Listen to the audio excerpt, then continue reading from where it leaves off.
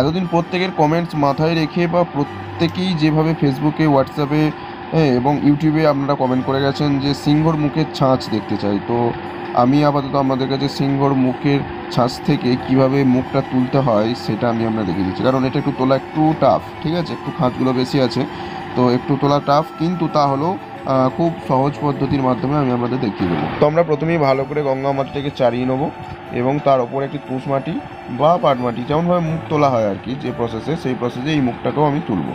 তো ভিডিওটি পুরো দেখুন, তাহলেই বুঝতে পেরে যাবেন।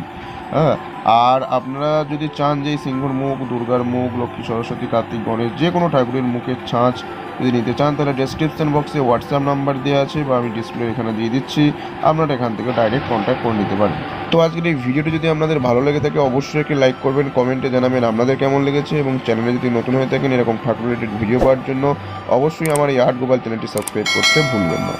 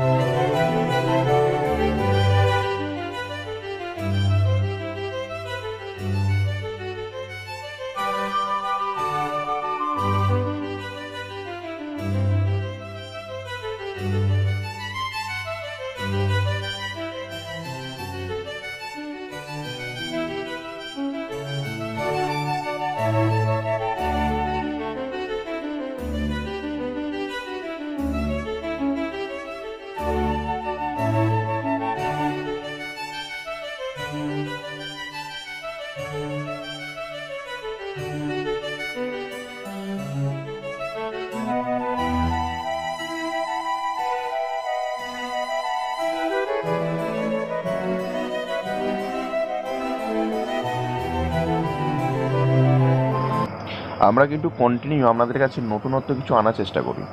তো আজকের এই ভিডিওটি যদি আপনাদের ভালো লেগে থাকে অবশ্যই একটি লাইক করবেন, কমেন্টে কেমন লেগেছে অবশ্যই জানাবেন।